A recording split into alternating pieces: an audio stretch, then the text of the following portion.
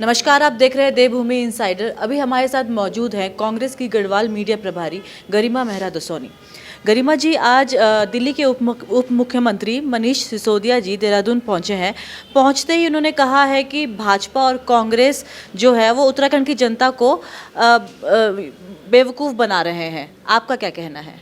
देखिए, ऐसा कहने वाले केवल मनीष सिसोदिया जी अकेले नहीं हैं। मैं मनीष सिसोदिया जी से कहना चाहती हूँ कि ज़ुबान चलाने में और प्रदेश चलाने में ज़मीन आसमान का फ़र्क होता है। इसलिए जिस वक्त भी आप भाजपा और कांग्रेस को एक पाले में लेते हैं या उनको सिक्के के दो अलग अलग पहलू कहने का काम करते हैं, तो आप अपने पहले दिल्ली का 7 साल का रिकॉर्ड बताइए। दिल्ली के 7 साल के रिकॉर्ड आपका ये है कि हमारे IT सेल ने एक RTI डाली, तो उस RTI में पता चल रहा है कि आपने 7 सालों में 461 नौकरियां देने का काम किया है। तो इसलिए यहाँ आकर जो आप हमारे युवाओं को बेवकूफ़ समझकर, अनपढ़ समझकर जिस तरह से उनको सब्ज़बाग दिखा रहे हैं कि हम शुरू के 6 महीने में ही सरकार बनते ही 1 लाख नौकरियां देंगे, तो आप समझ सकते हैं कि जिस सरकार ने दिल्ली के अपने 7 साल के शासनकाल में केवल 461 सरकारी नौकरियां दी हों, वो उत्तराखंड को बेवकूफ़ समझकर यहाँ पर बड़ी बड़ी डींगें हाँकने का जो काम कर रहे हैं। इसलिए उत्तराखंड के लोगों ने अब आम आदमी पार्टी को गंभीरता से लेना बंद कर दिया है। आम आदमी पार्टी का ना पहले कभी वजूद था, ना आगे होगा। भाजपा के जितने भी बड़े नेता जब भी उत्तराखंड आते हैं, अमित शाह जी आए थे, अभी जो प्रभारी हैं, चुनाव प्रभारी प्रहलाद जोशी जी वो आए थे, तो उन्होंने हरीश रावत जी को ही टारगेट किया था। कांग्रेस के बजाय वो हरीश रावत जी को टारगेट कर रहे हैं। आपको क्या लगता है, क्या कारण है? यूनान मिस्र रोमा सब मिट गए जहाँ से, बाकी मगर है अब तक नामो निशा हमारा। कुछ बात है कि हस्ती मिटती नहीं हमारी, सदियों रहा है दुश्मन दौरे जहां हमारा। ये हरीश रावत जी के लिए फिट बैठता है।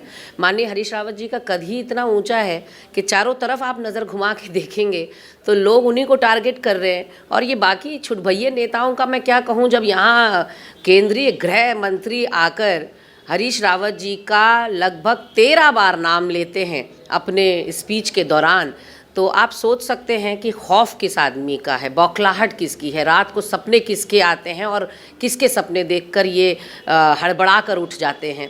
तो अच्छी बात है। मैं तो गौरवान्वित हूँ कि माननीय हरीश रावत जी मेरे नेता हैं जिन्होंने सबकी चूल्हे हिलाने का काम कर रखा है। तो क्या हम ये कह सकते हैं कि आगामी विधानसभा चुनाव में हरीश रावत जी कांग्रेस का चेहरा रहेंगे? देखिए, हरीश रावत जी हमारे चुनाव अभियान समिति के अध्यक्ष हैं और जिस तरफ को अभियान को चलाना होगा, जिस तरह से चलाना होगा, वो स्ट्रेटजी उनकी रहेगी। लेकिन बार बार हमारे जो दिल्ली से हमारे प्रभारी हैं और हमारा जो हाईकमान है, वो इस बात को साफ कर चुका है कि हर व्यक्ति की कांग्रेस पार्टी में महत्वता है, खास करके कार्यकर्ता तो सबसे ज़्यादा महत्वपूर्ण है। ऐसे में हम एक टीम बनकर चुनाव में उतरना चाहते हैं। बूंद बूंद से ही घड़ा भरता है, तो हम उन बूंदों को जोड़कर एक सामूहिक घड़े के रूप में, एक बड़ी ताकत के रूप में चुनाव के अंदर जाना चाहते हैं। और मुझे लगता है कि एकता में ही शक्ति होती है और सब लोग जब एकजुट होकर ज़ोर से ज़ोर धक्का लगाएंगे तो निश्चित तौर पर बहुमत की सरकार बनेगी।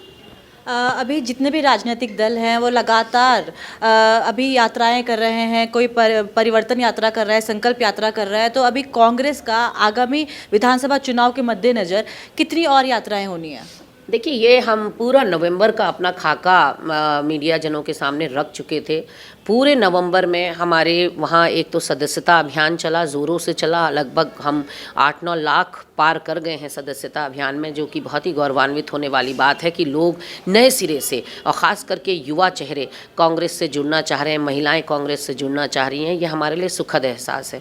वहीं हमने ना सिर्फ गांव-गांव अभियान यात्रा के चलते पंडित जवाहरलाल नेहरू जी की जयंती पर हमारे नेताओं ने ग्रामीण अंचलों में प्रवास किया, बल्कि हमने चौपालें करी, हमने युवाओं के और बच्चों के संग कार्यक्रम किए। हम नवंबर के ही तीसरे सप्ताह में अपने तीसरे चरण की परिवर्तन यात्रा का आगाज़ करने जा रहे हैं। हम 2 चरण समाप्त कर चुके हैं। उधम सिंह नगर जिले में और हरिद्वार जिले में हमारी परिवर्तन यात्राएं हो चुकी हैं और जो अपार जन सैलाब और जन समूह उमड़ कर आ रहा है, अपना आशीर्वाद कांग्रेस की इन रैलियों को दे रहा है, इन यात्राओं को दे रहा है, उससे साफ दिखाई पड़ता है कि कांग्रेस पार्टी में लोगों का विश्वास अभी बरकरार है और लोग खून के आंसू रोकर कांग्रेस पार्टी के उस कार्यकाल को, उस स्वर्णिम अपने दिनों को याद कर रहे हैं जब दाल भी उनकी जेब में थी और सब्जी भी जेब में थी, पेट्रोल डीजल भी जेब में था और गैस सिलेंडर भी जेब में था। आज सब लोगों के बूते से बाहर जाते चले जा रहा है और मोदी सरकार हर चीज़ के लिए नेहरू को जिम्मेदार ठहरा रही है।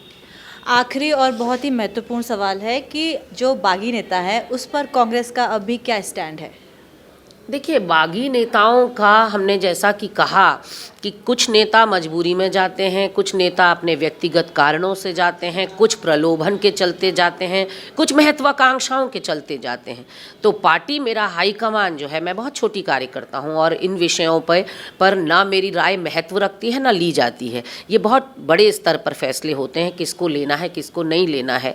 लोगों का पार्टी के प्रति योगदान कितना रहा, कौन से वो कारण थे जिनकी वजह से उन्हें पार्टी छोड़नी पड़ी, क्योंकि कई बार ऐसा हमने देखा, देखिए कि पार्टी के जो बहुत कर्मठ कार्यकर्ता होते हैं, एक सीट पर 5 से 6 लोग तैयारी कर रहे होते हैं और हर व्यक्ति को ऐसा लगता है कि शायद मैं ही जीत रहा हूँ, टिकट पार्टी सिर्फ एक को देती है। ऐसे में बाकी 4-5 लोग जो उदास होते हैं वो अपनी शक्ति आजमाने के लिए या अपने को देखने के लिए कि कितने गहरे पानी में वो हैं, वो चुनाव लड़ जाते हैं और ऐसे में उनको पार्टी से निष्कासित करना पड़ता है, क्योंकि वो पार्टी के कैंडिडेट के खिलाफ चुनाव एक निर्दलीय के रूप में लड़ते हैं।